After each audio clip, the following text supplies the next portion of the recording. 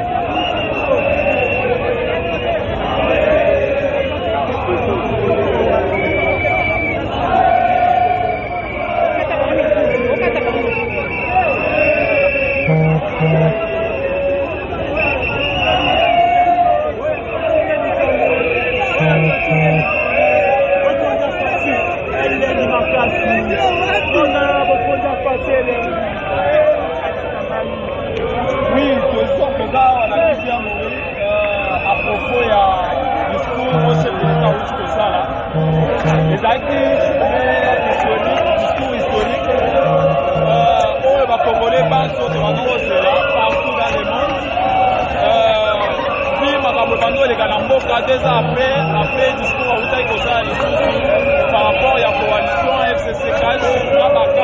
la crise va nous persister la ministre Assemblée nationale. Alors, selon consultation, nous avons annoncé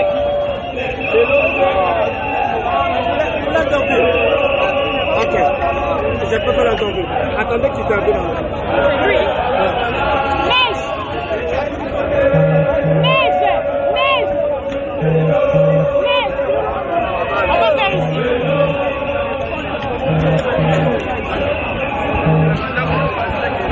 Vous vous attendez à ça? En fait, il y a des choses qu'on ne pouvait pas s'y attendre, mais c'était prévisible. Par rapport à la pression du peuple, par rapport à la pression de tout bord, voulais-je dire, je veux dire que c'était inattendu, mais c'était prévisible. Ce que nous avons vu aujourd'hui, on pouvait les rêver, mais on ne s'attendait pas à le voir prononcer.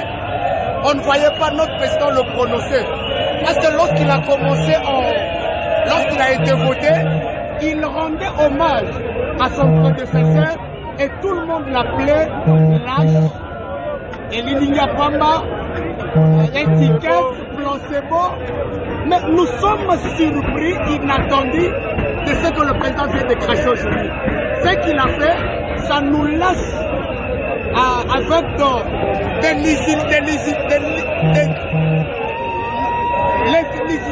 l'illusion de comprendre que le président est en train de marcher sur le pas de l'OPEL. Il nous avait dit que l'UDPS récupérera le pouvoir sans même le crépitement d'une seule balle. Et c'est ce que nous avons fait aujourd'hui. On attend qu'un ambé qu'on a décidé à Sema, de tout le monde a hatukana penda hatukana sika kama vitendo fanyika na leo vinafanyika. Alors tunaitika kama Felix nimeto tusikie na na sema. Na tuko tunaambia watu kisalume bana. Kazi inaanza sasa, njoo kazi hiyo hii. Mwenyewe anataka kufanya kazi akwe basi. Basi hakuna kenye mtu atasema sema oh mimi kupendi tena tu ya hivi na hivi. Kenyama ni mtuma sema uwe kweli. Anafunja mkono yenyewe. Sasa utapata tena rezo ya nini? Wala umema rezo nini? Mjinga na papa.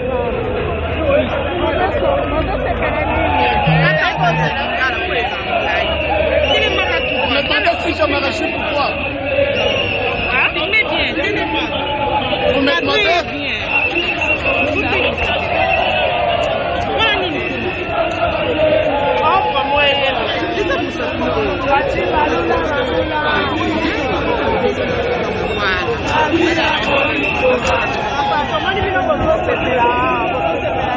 Sasa le discours, les arrêts qui causaient la même dans ma hanche, même dans ma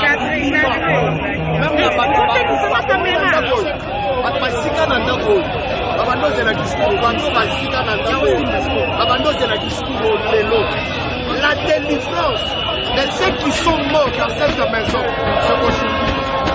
Liwa ya bato bakufa. Gazo biso to bandi komela depuis 1992. Et rapport na mondende lo. Basi o biso to mona ba bengana biso na ba classe. Niveau biso to nyokama. Moi qui vous parle, je suis allé en exil il y a des années. Je vivais en Afrique du Sud à cause de ça.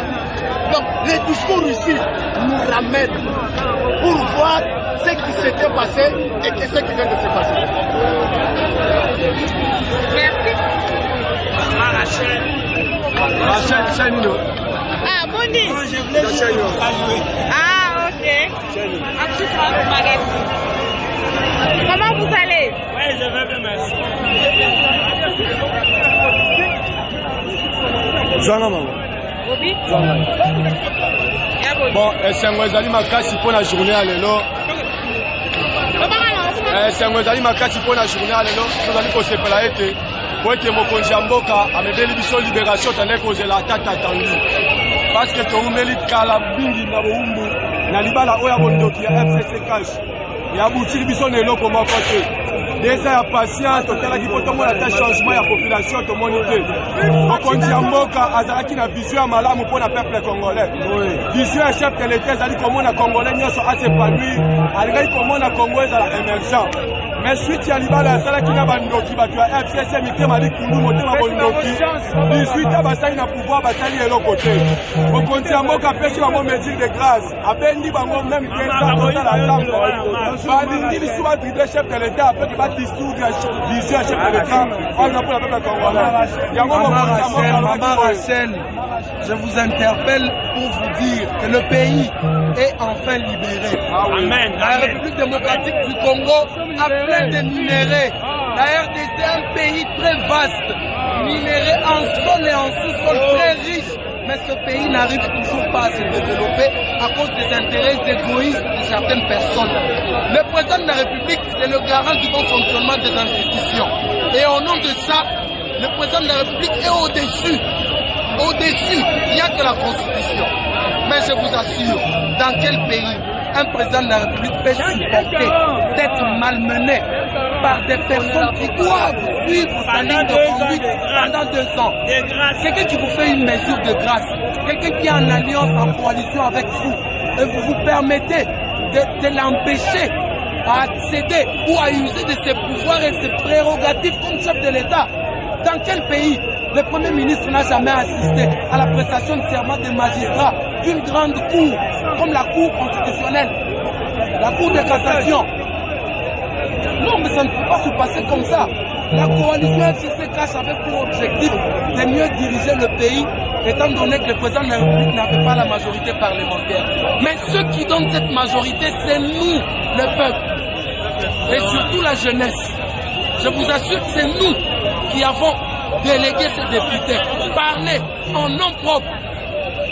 Et comment ces députés n'arrivent pas à faire la volonté du peuple? Chers députés, j'étais vraiment ému de constater que la pétition a été signée par les députés de la RDC et non par les députés du FCC, du CACH, de la Mouka et consorts. C'était les députés du FCC. Conservez votre travail. Travaillez pour le peuple congolais. Vous avez reçu mandat du peuple et vous allez rendre compte. Le président de la République a fait sa part. Chers députés, faites votre part. Et aujourd'hui, c'est un jour historique.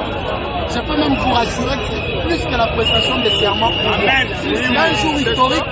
La RDC vient enfin de se démarquer, de se libérer de cette coalition. C'était la volonté du peuple. Le président n'a jamais voulu. Et c'est nous qui avons proposé au président de la République de dissoudre cette histoire, ce mariage. Maman, ata yo moko. Mariage nini oyo monaka. Mwasi azalaka tetu. Asala keloko balakisaka ye pa mobali te. On dirait que bala sirène. Mbongo mbongo okangaka. Ba ministère bo bloqué président Mabe. Biso moko tolobi. Ozwelaki ye deja mwasi asika. Mwasi asika balakisaka ye pa mbanda te. Lelo biso tondimi kolakisa union sacrée. Mwasi na biso asika. E pa mbanda na biso FCC. Pour mariage ici. Donc, nous ne pas la moitié de tout ce soit ici dans le mariage à l'Ibosso. Il est l'homme de ça. Et là, c'est mon engagé. Et là, c'est moi, Congolais, ni mambo à Inchi. Si on te dit que hapa, dès que bon ce qui va dire hapa, mujimu mwenze bishi, mubanga, isalu, lebanga.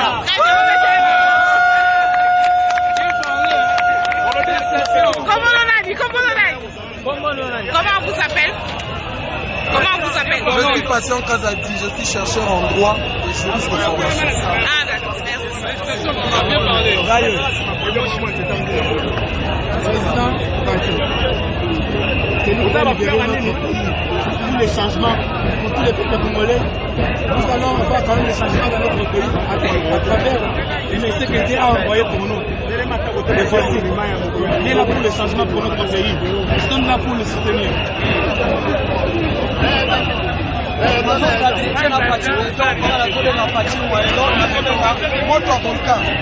nazala esengo monene mpona komona fati kolibere mboka politike oyo beti oza politike moko olimbo masasi ebeki te me omemi mboka olongoli yango bisiki ezalaki okomisi yango na esika oyo toza libere peuple congolais azwi bokonzi na ye sikoyo tomoni ke toza libere oza racine pivotante makasa nyonso oyo bande kokauka ezokweya ekokauka lisusu te ekozwa vitamine à travers yo Fachi Beton. Zambe atikela biso. Manda na yo tokotanga mo tikoshi ko Fachi. 2023 kuna na Rwanda. Awa 2023 toyebi yango te. Tokotele yo Fachi Beton. Siko ya forma. Ozana amuri ya mboka. Continue. Mboka epesa melio peuple congolais. Azo sepela. Na ba diaspora bazo sepela pona message ya lelo. Ole mate. Appelez-moi. Kiselo maele. Ole kao ya lelo. C'est ce téléphone. Kama mboka Congo. Siko informateur wana face en etinani. Informateur face à la bonne. On peut préciser directement. On a des propositions et pas à mon conduit. Donc, on a un agenda, on a un programme, mais on a fait